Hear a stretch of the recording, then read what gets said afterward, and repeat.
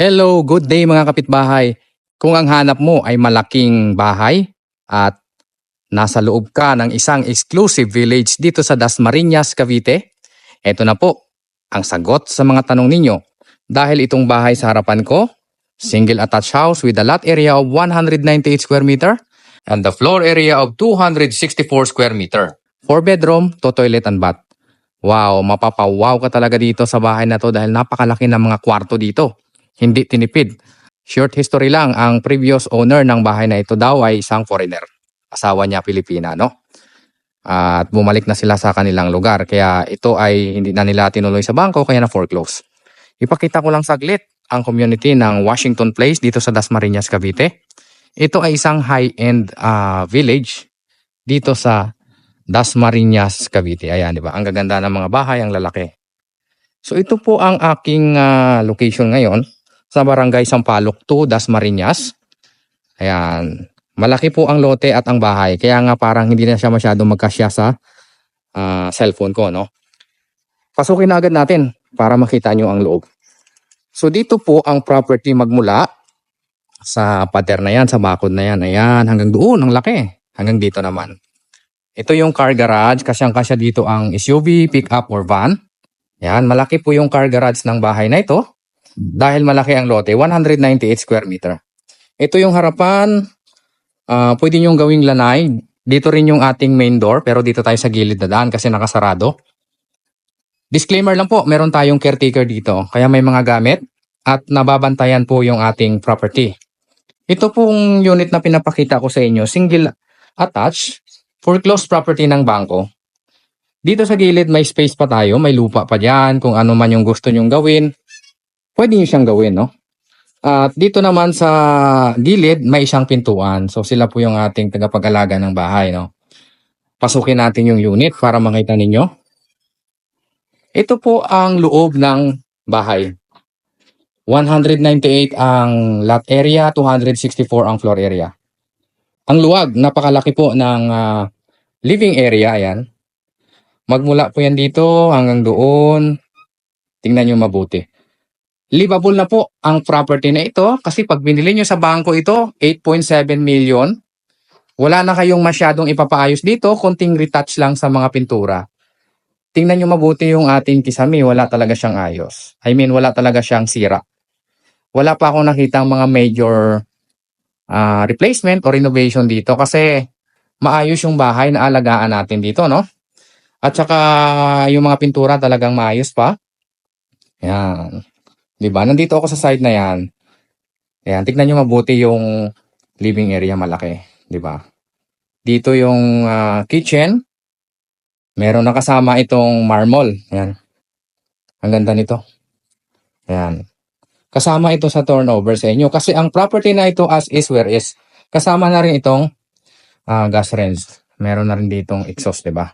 Ang ganda pa, social, La Germania. Sa inyo na yan kapag binili nyo ito. Kasama na rin itong sink. Ayan, maayos pa lahat. May mga cabinet pa. Di ba? So, ang ibang gamit dito ay may-ari po ang ating caretaker. Dito sa baba, merong toilet and bath. Ayan, solid yung pintuan, kahoy po yan. Wow, mapapawaw kayo dito. Common toilet and bath dito yan. Sa baba, meron pang bathtub. Maluwag, di ba? Ang luwag. Ang ganda ng bahay na to, actually livable na siya. Kapag binili nyo po itong property na to, 8.7 million pesos lang, pwede nyo na siyang tirahan. No?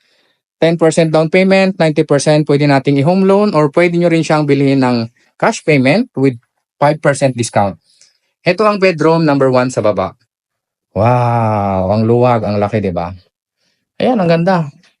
Panalo kayo dito. May nakita lang ako dito ng dumi. Ayan, pero pwede nyo naman siyang papinturahan ulit. Ang luwag talaga ng mga kwarto nito. 4 yung bedroom, 2 yung CR. Dito naman sa kabilang side, dito yung isang kwarto. Ayan. Ito naman yung isang kwarto. Magkatabi lang sila dito sa baba. Maluwag. Pwede nga kayo ditong pagulong-gulong. Hindi, joke lang. Pero maluwag talaga siya. Ayan. Malaki yung kwarto. May bintana dito sa gilid. Bangin yun dyan, oh. Yan yung mataas na part. Kasi ang ganda po ng location natin dito sa Washington Place in Dasmariñas, Cavite. Tsaka malapit lang ito sa Pisillo, sa De La Salle. Isa pa sa maganda dito sa Washington Place, malapit lang kayo sa Tagaytay. For about 20 to 30 minutes, nasa Tagaytay ka na. So, akitin naman natin ang second floor. Ang hagdanan natin, solid na kahoy. Kung hindi ako nagkakamali, Nara ito. Kumbaga, hindi siya tinipid nung dating may-ari, no? At solid na kahoy ang hagdanan natin. Maganda. Di ba? Ayan. Mataas yung ceiling. Ayun. Pwede nyo siyang lagyan ng chandelier kung gusto ninyong palitan. Dito naman sa second floor, meron tayong balcony. Ito yung itsura ng balcony, maluwag. 'Di ba? Malaki po yung ating balcony. Yan. So dito naman yung isang bedroom. Pangatlong bedroom yan. Dito yan. Maluwag. Laki. Yung ginawa ng dating owner, nilagyan niya ng ganyang style. Siguro may maliit silang mga anak para mag-play doon sa taas. Pero maluwag. Ito lang yung nakitang sira ko dyan. Ayan, oh. May konting sira. Pero palitan nyo na lang yan. The rest, maayos pa yung ating mga pintura. Livable talaga yung property na to. Panalo kayo dito kasi 8.7 million lang to. Pag nagpagawa kayo ng bahay na ganito, hindi lang 8.7 maubos nyo. Di kaya pag bumili kayo dito, SunTrust yung developer, nasa 15 million na yung bahay na ito. Or hindi lang, baka masigit pa. Ito naman ang master's bedroom. May mga gamit lang kasi dito natutulog yung mga caretaker natin. Pero tignan yung mabuti. Ang luwag. Wow. Parang isang buong bahay na yan eh. Itong master bedroom, di ba? Ang laki. Meron ka pa ditong walk-in closet.